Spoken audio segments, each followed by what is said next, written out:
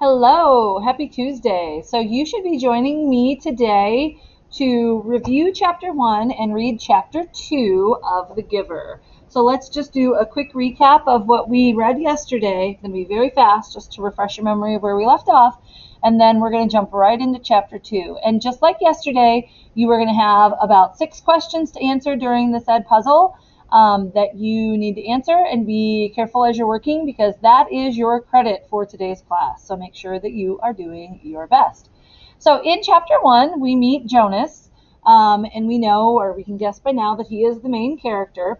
And we start to get a little bit of a glimpse of what his world is like, and we know that it's pretty different than ours. They seem to have lots of rules about how to do things and how to take care of things.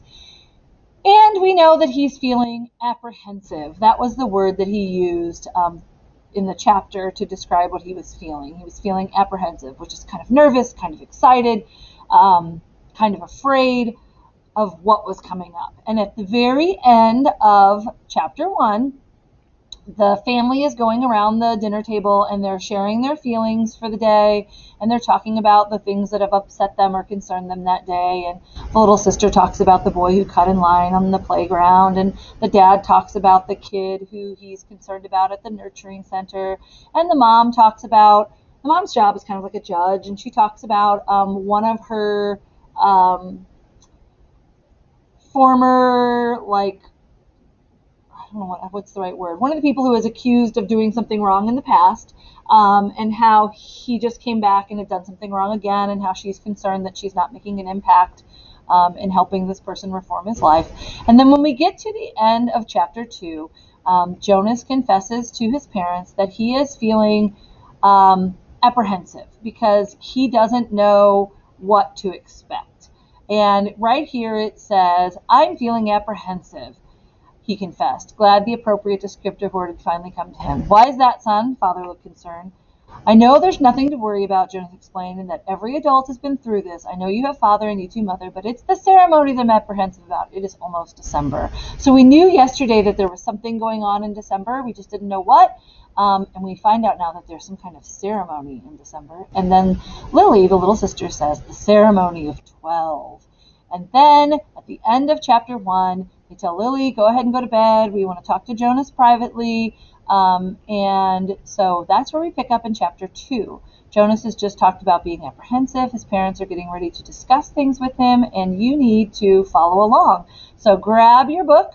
If you have your own, that's going to be easiest to follow along probably rather than looking at the screen. If you need to follow along on the screen, though, you could do that as well. Chapter 2. Jonas watched as his father poured a fresh cup of coffee. He waited. "You know," his father said finally, "every December was exciting to me when I was young, as it has been for you and Lily too, I'm sure. Each December brings such changes." Jonas nodded. He could remember the Decembers back to when he'd become, well, probably a 4. The earlier ones were lost to him, but he observed them each year, and he remembered Lily's earliest Decembers. He remembered when his family received Lily, the day she was named, the day she had become a 1. The ceremony for the 1s was always noisy and fun. Each December, all new children born in the previous year turned 1. One at a time, there were always 50 in each year's age group, if none had been released. They had been brought up to the stage by the nurturers, who had cared for them since birth. Some were already walking, wobbly on their unsteady legs. Others were no more than a few days old, wrapped in blankets, held by their nurturers. "I enjoy the naming," Jonas said. His mother agreed, smiling. "The year we got Lily, we knew, of course, that we'd receive our female because we'd made our application and been approved. But I've been wondering and wondering what her name would be." "I could have sneaked a look at the list prior to the ceremony," Father confided. The committee always makes the list in advance, and it's right there in the office at the nurturing center. As a matter of fact," he went on, "I feel a little guilty about this, but I did go in this afternoon and look to see if this year's naming list had been made yet. It's right there in the office. And I looked up number 36. That's the little guy I've been concerned about, because it occurred to me that it might enhance his nurturing if I could call him by a name. Just privately, of course, when no one else is around." "Did you find it?" Jonas asked. He was fascinated. It didn't seem like a terribly important rule, but the fact that his father had broken a rule at all awed him. He glanced at his mother, the one responsible for adherence to the rules, and was relieved to see that she was smiling. His father nodded. "His name If he makes it to the naming without being released, of course, is to be Gabriel. So I whisper that to him when I feed him every 4 hours and during exercise and playtime, if no one can hear me. I call him Gabe, actually, he said, and he grinned. Gabe. Jonas tried it out. A good name, he decided. All right, let's stop and recap what we've gotten so far. So they send Lily to bed, and they're going to talk to Jonas about why he's so apprehensive. And we find out that in December, there is the ceremony of 12 that Jonas is going to go through, and he's feeling very concerned about that. Now, we don't know what's going to happen at the ceremony of 12 yet, but we know from those little hints that something different happens each year. And they talk about the year that they got Lily and when she was named, and we get the idea that they handle this ceremony kind of like we handle grades in school. So if you think about who is in your grade, usually all of you are born in that year between September and the next September, and all of you are grouped together as 7th graders. So we could call you, 12s or whatever. In Jonas's society, whoever is born in that year gets grouped together, and then in that December they would become a 1, and the next year they would become a 2, and the next year they would become a 3, and then a 4. We know that right now Jonas is an 11, and we had a hint that he's worried about this ceremony of 12, which is what's coming up in December. Now, they talk about the ceremonies that happen each December, and they talk about the naming and this, that, and the next thing, and we find out that the dad has broken a rule, and we know that rules are really important in this society. What rule did the dad break? And if you don't remember, reread what's on your screen right now. Otherwise, tell me what rule the dad has broken. All right, you are correct. The dad peeks ahead to see what the name of this little boy is that he's worried about, and finds out that his name is Gabe. Now, technically, he's not supposed to know Gabe's name because Gabe hasn't been to the naming ceremony yet. Gabe, Jonas tried it out. A good name, he decided. Though Jonas had only become a 5 the year that they acquired Lily. Notice that word, acquired. That means they got her. It's not the same way as having children in our society. They received her when Jonas was a 5. Though Jonas had only become a 5 the year that they acquired Lily and learned her name, he remembered the excitement and the conversations at home, wondering about her, how she would look, who she would be, how she fit into their established family unit. He remembered climbing up the steps to the stage with his parents, his father by his side that year instead of with the nurturers, since this was the year that they would be given a new child, since this was the year he would be given a new child of his own. He remembered his mother taking the new child, his sister, into her arms, while the document was read to the assembled family units. New child 23, the namer had read, Lily. He remembered his father's look of delight, and that his father had whispered, "She's one of my favorites. I was hoping her to be the one." The crowd had clapped, and Jonas had grinned. He liked his sister's name. Lily, barely awake, had waved her small fist, and they'd stepped down to make room for the next family unit. When I was 11, his father said now. So they were remembering earlier ceremonies, and now his father's telling him a story about when he was Jonas's age. When I was 11, his father said now, as you are, Jonas, I was very impatient waiting for the ceremony of 12. It's a long 2 days. I remember that I enjoyed the ones, like I always do, but I didn't pay much attention to the other ceremonies, except for my sister's. She became a 9 that year, and she got her bicycle. I'd been teaching her to ride mine, even though technically I wasn't supposed to. Jonas laughed. It was one of the few rules that was not taken very seriously and almost always broken. The children all received their bicycles at 9. They were not allowed to ride bicycles before then, but almost always the older brothers and sisters had secretly taught the younger ones, and Jonas had been thinking already about teaching Lily. There was talk about changing the rule and giving bicycles at an earlier age. A committee was studying the idea. When something went to the committee for study, the people always joked about it. They said that the committee members would become elders by the time the rule change was made. So we're again a new rule. So we earlier talked about how there's a ceremony for naming, and you're not, the rule is you shouldn't know the child's name until they have that ceremony. There's also a rule for when you get your bicycle, of all things. So according to what we just read, how old do you have to be to get a bicycle in Jonas's community? Answer now. This way, over here. There was talk about changing the rule and giving bicycles at an earlier age. A committee was studying the idea. When something like that went to the committee for study, the people always joked about it. They said the committee members would become elders by the time the rule change was made. Rules were very hard to change. Sometimes, if it was a very important rule, unlike the one governing the age for bicycles, it would have to go eventually to the receiver for a decision. The receiver was the most important elder. Jonas had never seen him that he knew of. Someone in a position of such importance lived and worked alone. But the committees would never bother the receiver with a question about bicycles. They would simply fret and argue about it themselves for years until the citizens forgot that it had ever come to them for study. His father continued. So I watched and I cheered when my sister Katya became a 9 and removed her hair ribbons and got her bicycle. Father went on. Then I didn't pay much attention to the 10s or the 11s, and finally, at the end of the second day, which seemed to go on forever, it was my turn for the ceremony of 12. Jonas shivered. He pictured his father, who must have been a shy and quiet boy, for he was a shy and quiet man, seated with his group, waiting to be called to the stage. The ceremony of 12 was the last of the ceremonies and the most important. I remember how proud my parents looked, and my sister too. Even though she wanted to be out riding that bicycle publicly, she stopped fidgeting and was very still and attentive when my turn came.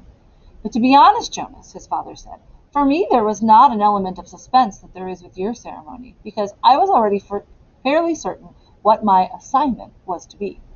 Jonas was surprised. There was no way really to know in advance. It was a secret selection made by the leaders of the community, the committee of elders, who took the responsibility so seriously that there were never even any jokes made about assignments. His mother seemed surprised too. How could you have known? She asked. His father smiled his gentle smile. Well, it was clear to me, and to my parents, they later confessed, that it had been obvious to them too, what my aptitude was. Now, aptitude means what you're good at. Some people have an aptitude for art, for example, or you might have an aptitude for music, or you might have an aptitude for math.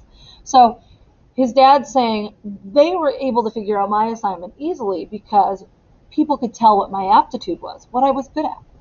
I had always loved the new children more than anything. When my friends in my age group were holding bicycle races or building toy vehicles or bridges with their construction sets or all the things I do with my friends, Jonas pointed out, and his mother nodded in agreement. I always participated, of course, because as children we must experience all of those things.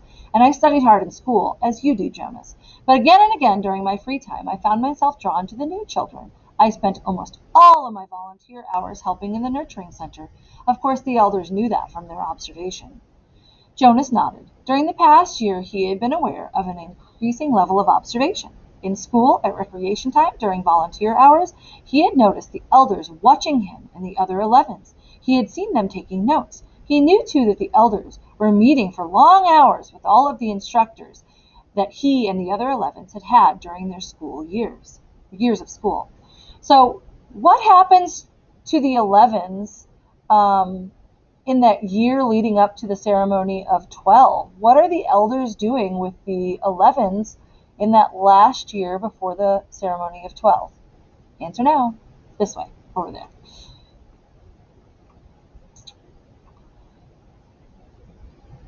So I expected it, and I was pleased, but not at all surprised, when my assignment was announced as nurturer, Father explained. Did everyone applaud, even though they weren't surprised? Jonas asked. Oh, of course. They were happy for me, that my assignment was what I wanted most. I felt very fortunate, his father smiled. Were any of the 11s disappointed your year? Jonas asked. Unlike his father, he had no idea what his assignment would be, but he knew that some would disappoint him. Though he respected his father's work, nurturer would not be his wish, and he didn't envy the laborers at all. His father thought, no, I don't think so. Of course, the elders are so careful in their observations and selections. I think it's probably the most important job in our community, his mother commented. My friend Yoshiko was surprised by her selection as a doctor, Father said, but she was thrilled. And let's see, there was Andre. I remember that when we were boys, he never wanted to do physical things. He spent all his recreation time that he could with his construction set, and his volunteer hours were always on building sites. The elders knew that, of course, and Andre was given the assignment of engineer, and he was delighted. Andre later designed that bridge that crosses the river to the west of town, Jonas's mother said. It wasn't there when we were children. There are very rarely disappointments, Jonas, and I don't think you need to worry about that, his father assured him. And if there are, you know there's an appeal process. But they laughed at that because an appeal went to the committee for study. So, based on what we've read, make an inference about what you think assignment means. When the 12s get their assignments, what are they really going to be getting? What are the 12s getting when they receive their assignments? I worry a little about Asher's assignment, Jonas confessed. Asher's such fun, but he doesn't really have any serious interests. He makes a game out of everything. His father chuckled. You know, he said, I remember when Asher was a new child at the nurturing center before he was named. He never cried. He giggled and he laughed at everything. All of us on the staff enjoyed nurturing Asher. The elders know Asher, his mother said. They'll find exactly the right assignment for him. I don't think you need to worry about him. But Jonas, let me warn you about something that may not have occurred to you. I didn't think about it until after my ceremony of 12. What's that? Well, this is the last of the ceremonies, as you know. After 12, age isn't important. Most of us even lose track of how old we are as time passes. Though the information is in the Hall of Open Records, and we could go and look it up if we wanted to, what's important is the preparation for adult life and the training you'll receive in your assignment. I know that, Jonas said. Everyone knows that. But it means, his mother went on, that you'll move to a new group, and each of your friends will also. You'll no longer be spending your time with your group of 11s. After the ceremony of 12, you'll be with your assignment group, those in your training. No more volunteer hours, no more recreation hours, so your friends will no longer be as close. Jonas shook his head. Asher and I will be friends, he said firmly, and there will still be school. That's true, his father said, but what your mother said is true as well. There will be changes. Good changes, though, his mother pointed out. After my ceremony of 12, I missed my childhood recreation, but when I entered my training for law and justice, I found myself with people who shared my interests, and I made friends on a new level, friends of all ages. Did you still play at all after 12? Jonas asked. Occasionally, his mother replied, but it didn't seem as important to me. I did, his father said, laughing, and I still do. Every day at the nurturing center, I played bounce on the knee and peekaboo and hug the teddy. He reached over and stroked Jonas's neatly trimmed hair. Fun doesn't end when you become a 12. Lily appeared then wearing her night clothes in the doorway. She gave an impatient sigh. This is certainly a very long private conversation, she said, and there are certain people waiting for their comfort objects. Lily, her mother said fondly, you are very close to being an 8, and when you are an 8, your comfort object will be taken away, and it will be recycled to the younger children. You should be starting to go off to sleep without it. But her father had already gone to the shelf and taken down the stuffed elephant which was kept there. Many of the comfort objects, like Lily's, were soft, stuffed, imaginary creatures. Jonas's had been called a bear. So if you stop and you look at their comfort objects, I bet when you were little, you had some kind of a comfort object, whether that was a blanket or a stuffed animal, the little stuffed rabbit that you carried everywhere, or, your favorite sweatshirt that you had to wear every single day. A comfort object is like what we would have for like a teddy bear or something like that. And we know that in Jonas's world, when you turn 8, what happens to your comfort object? What happens to it when you turn 8? That way. You're right. They take it away. They actually recycle it to a younger child. So take a moment and think back about that teddy bear that was so important to you when you were little. If you lived in Jonas's world, they would take it, that you would never see it again, and they would recycle it on to a younger kid, because once you're 8, you no longer get comfort objects in Jonas's world. Here you are, Lily Billy, Dad said. I'll come help you remove your hair ribbons. And Jonas and his mother rolled their eyes, yet watched them affectionately as Lily and her father headed up to her sleeping room with the stuffed elephant that had been given to her as her comfort object when she was born. His mother moved to her big desk and opened her briefcase. Her work never seemed to end, even when she was at home in the evening. Jonas went to his own desk and began sorting through his school papers for the evening assignments, but his mind was still on December and the upcoming ceremony. Though he had been reassured by this talk with his parents, he hadn't the slightest idea what assignment the elders would be selecting for his future, or how he might feel about it when the day came. So we now know that the ceremony of 12 is when the kids in the community are going to receive the assignment that is meant to be their job for the rest of their lives. So it would be like at the end of this school year, if we went through and we said, you're going to be a lawyer, and you're going to be a doctor, and you're going to be a mechanic, and you're going to be a nurse, and you're going to be a custodian. And we gave everybody a job based on what we'd observed over the previous year. That's kind of terrifying if you think about it. You now understand why Jonas is so apprehensive, because this is a big deal. The ceremony of 12 is really going to have a giant impact on Jonas's life. All right, answer all the questions that you have here, and make sure that you complete this entire Ed puzzle. And tomorrow we'll be jumping into chapter 3. Have a great evening.